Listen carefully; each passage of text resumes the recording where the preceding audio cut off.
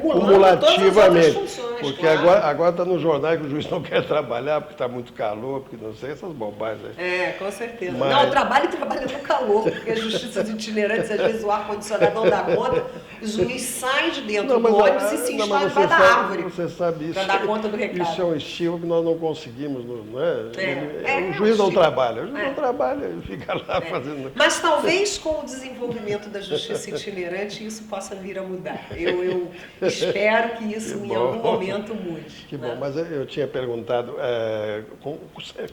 do número de juízes, vamos chamar de equipe, a tua equipe isso, lá. Isso. Na verdade, a gente tem hoje perto de 50 juízes que são comprometidos com esses projetos sociais do Tribunal de Justiça, que não se esgotam na justiça itinerante nos casamentos comunitários, né? Tem outros braços.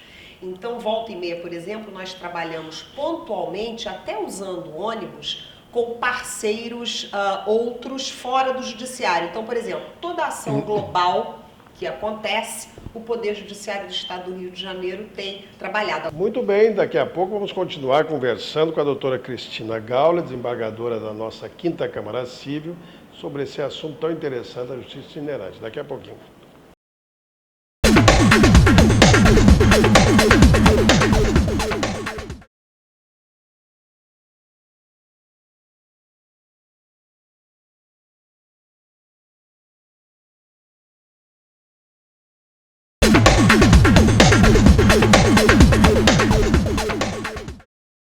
Muito bem, estamos de volta ao programa Justiça Sem Fronteiras, conversando com a desembargadora Cristina Gaulia sobre justiça itinerante. Cristina, me diga uma coisa. A imprensa está noticiando a todo momento o sucesso da pacificação das comunidades carentes, etc. E lá existe também justiça. Como é que funciona isso lá naquele novo ambiente que se criou no Rio de Janeiro? Conta para nós. É isso mesmo. Em primeiro lugar, a gente deve elogiar o trabalho do governador e do secretário de Segurança Pública por ter resgatado isso que nós no Tribunal de Justiça estamos chamando de bairros novos da cidade do Rio de Janeiro. O termo favela é um termo histórico, sociológico, que não se aplica mais há muito tempo, e o termo comunidades não é uma terminologia que a população local gosta muito. Na verdade, são novos bairros, porque eles, apesar de já existirem há muito tempo, eles foram resgatados para que passassem, então, a integrar o espaço urbano e os demais bairros. Né? Então, obviamente que falta nesses locais, para efetivamente pacificar essas localidades, o trabalho do judiciário. E é para lá que nós temos uma proposta que já foi apreciada pelo Tribunal de Justiça do Rio de Janeiro e pela nova administração, presidente e corregedor, no sentido de lá colocarmos também os ônibus da justiça itinerante. Então, a ideia seria colocar um conjunto de pessoas com um juiz próprio, que iria então atuar 1 ou 2 dias por semana em todas aquelas localidades, em todos esses bairros onde houve a pacificação. Começando pela Cidade de Deus, seguindo-se o Complexo do Alemão e a Vila Cruzeiro, 2 faces da mesma moeda, a comunidade do Batã, que também é um bairro que foi resgatado ao tráfico de entorpecentes, e assim, na medida em que essas comunidades forem sendo pacificadas pelo Poder Executivo, o Poder Judiciário também entraria para complementar. É claro que isso tem muito em comum com o trabalho que você desenvolve com a justiça itinerante, mas é uma coisa especial, é um projeto especial, você vai ter que organizar isso, né? As condições, a demanda, enfim, tudo é diferente. Com certeza. Né? Vai haver, provavelmente, a necessidade de nós, em primeiro lugar, duplicarmos ou até triplicarmos os dias de atendimento. Por isso, o presidente do tribunal, o desembargador Manuel Alberto, já está lançando a licitação para aquisição de 2 novos ônibus.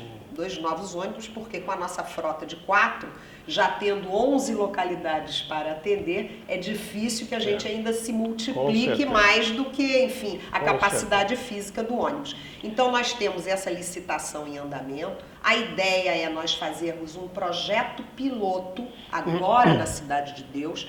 a ser inaugurado tão logo nós tenhamos as condições factíveis no local, porque tudo isso demanda uma estratégia de organização muito grande. A equipe do tribunal tem que ir lá, tem que ver se há possibilidade de você estacionar um ônibus, botar banheiro químico, botar uma tenda, é uma operação. É uma operação. E isso a cada semana, não é mesmo? Além disso, tem todo o sistema da rede lógica, porque o ônibus trabalha ligado à rede lógica. O juiz trabalha online. Aquilo que ele faz na salinha de audiências do ônibus é imediatamente lançado no sistema do tribunal. Né? Tem a questão do ponto de luz, tem a questão do sinal telefônico, então tudo isso está sendo agora trabalhado. E a demanda nesses locais é muito grande. Exatamente. É gigantesca. No segundo momento, exatamente. Além dessa estratégia de concretude fática, né, de local, linha, etc., tem a demanda. Então, a ideia, como sempre foi, é trabalharmos com um projeto piloto. O projeto piloto começa, durante 3, 4 meses a gente colhe dados estatísticos, verifica qual é a maior demanda existente e aí cria, inclusive, como já criamos no passado, por exemplo, Mesquita, que é um município também emancipado, que ainda não tem o seu fórum, tem uma demanda muito intensa, muito intensa.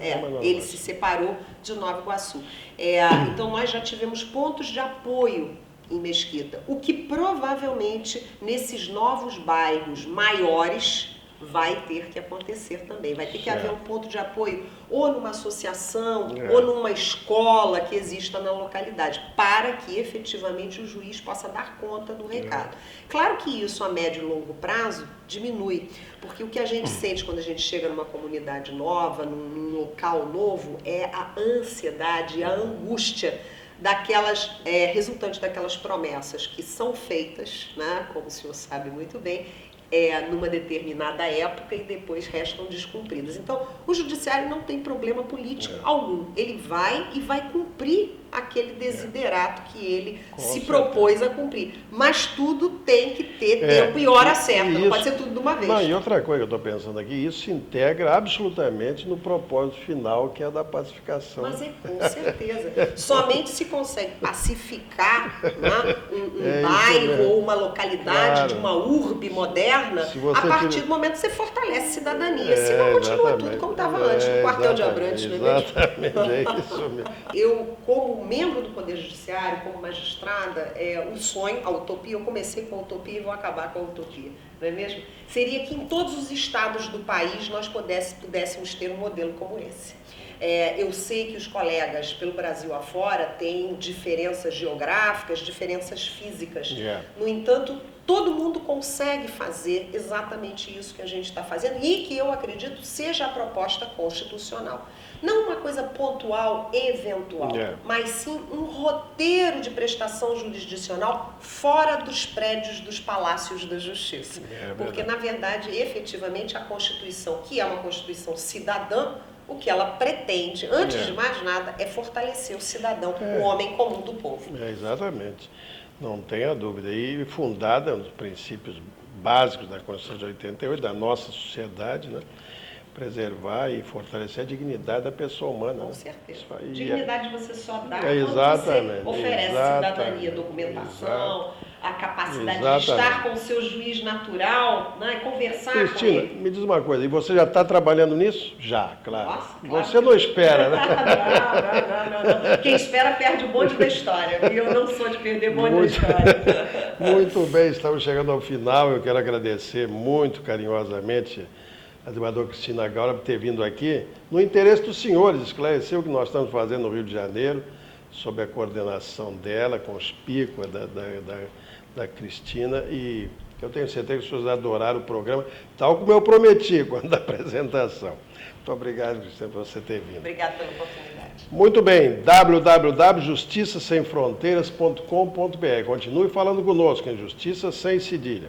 A propósito disso, a senhora Carla Gomes me faz uma pergunta. Desembargador, como são formados os juízes da Justiça Eleitoral? Olha aqui, minha querida, isso aqui é muito complexo, essa organização. Você falou em juiz da Justiça Eleitoral, não é?